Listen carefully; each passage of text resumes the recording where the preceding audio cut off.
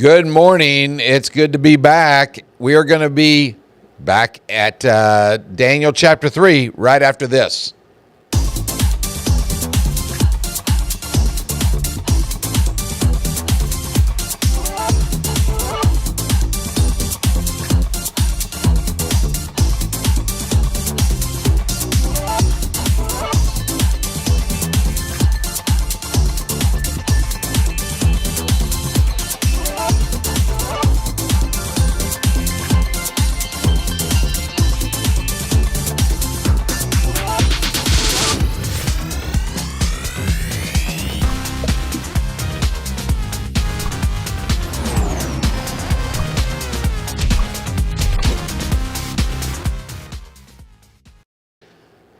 And once again, it is good to be back. I have to apologize because 2 weeks ago when we went off the air, it did not occur to me that the following week would be Memorial Day. And so we weren't doing anything that week. And so it's been a couple of weeks. We're in Daniel chapter 3 when we left off. Shadrach, Meshach, and Abednego were feeling the heat. They weren't yet in the fire, but they were feeling the heat from King Nebuchadnezzar because he's not very happy with them that they will not bow down when the music is being played. So we're going to pick up there in just a moment, and in a few seconds you're going to see a text on the screen. But I want to do this while I am ahead or thinking of it at the moment.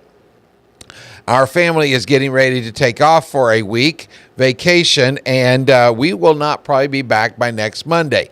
There is, though, a possibility that while I'm away, that if I feel inspired enough, I might send to Peter here a short 3 to 5 minute video that he will place on for next week one time, and so that way you have something to follow along with. If not, then I just ask for your prayers that we have a wonderful and safe trip, and then we will be back together in 2 weeks for sure, Lord willing. We'll put it that way. Okay, to get us to the text, let me read some things for you to show you where I was wanting to go for today.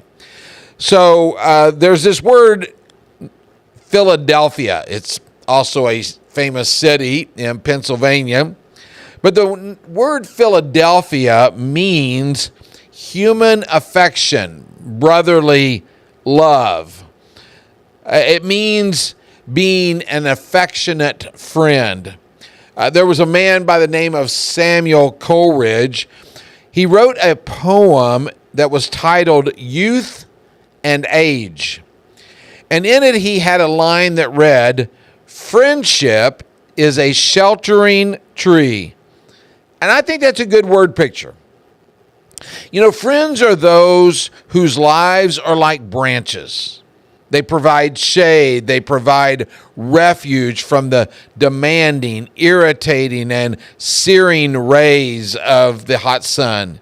You can find comfort in them. You can find strength near them. They are tree-like in that they bear fruit that provides nourishment and encouragement. Isn't it interesting that when something occurs in your life and you are alone, you will pull out your phone and you will either call or text a friend. You want to connect with someone else. Few things are more lonely than going through a sudden test or even a joy and having no friend to call. Now, I share all of that with you because Shadrach, Meshach, and Abednego had what I think a strong friendship. They were a support for each other after being taken captive in Babylon. They were given special duties by the king through the help of another friend, Daniel. And in Daniel chapter 3, we find where they were given probably one of the greatest tests of their faith to God, and they stood strong together. So I want to read for you, and you can follow along on the screen this week, Daniel chapter 3, verses 16 through 18.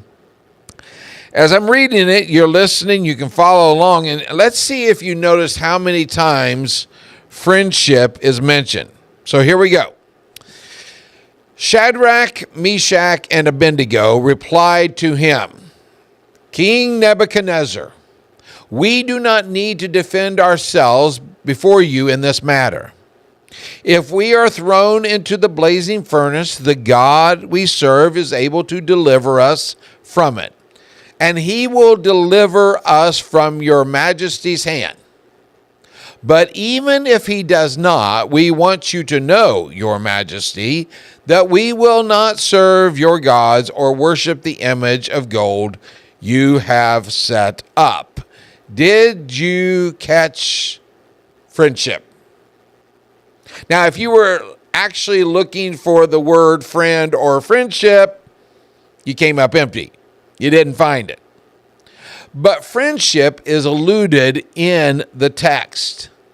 5 times we find the word we. And 2 times we see the word us. Shadrach was not by himself in standing against the king's edict. Meshach was not alone in his convictions.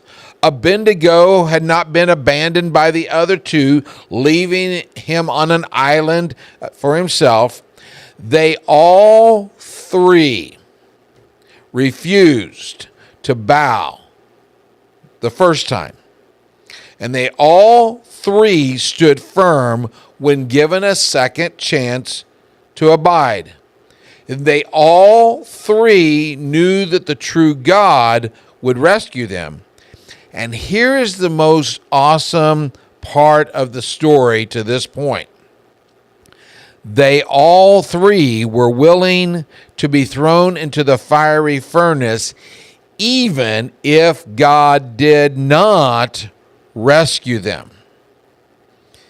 It is true. It is much easier to stand for the truth and stand for God when we are surrounded by a supportive group. Joshua had Caleb as a friend. David had Jonathan as an encourager. The Apostle Paul had Silas to motivate and encourage him and to spur him on. But sometimes when the heat is on, our friends bail. And there's no one that knows that better than Jesus. Simon Peter told Jesus, even if I have to die with you, I will never disown you. But Peter couldn't stand the heat around the campfire when the people were accusing him of being part of Jesus' team. In a moment when Jesus needed his friendship the most, Simon failed him. But Jesus would forgive him, and Simon would be instrumental in leading the first century church. Shadrach, Meshach, and Abednego could have compromised a little bit. They could have allowed for themselves to live and to go on enjoying each other's company. They could have still served God, and they could have served the people that they were already doing. But they were wise enough to see that compromise would have poisoned the very conviction they were bound so closely to. Each had a higher allegiance to God, so together they placed their faith and lives in the hands of God.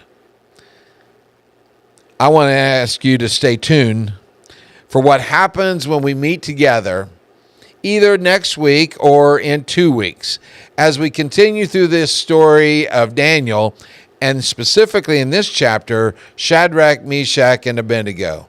Thank you again for joining us on Plugged In, and have a wonderful week.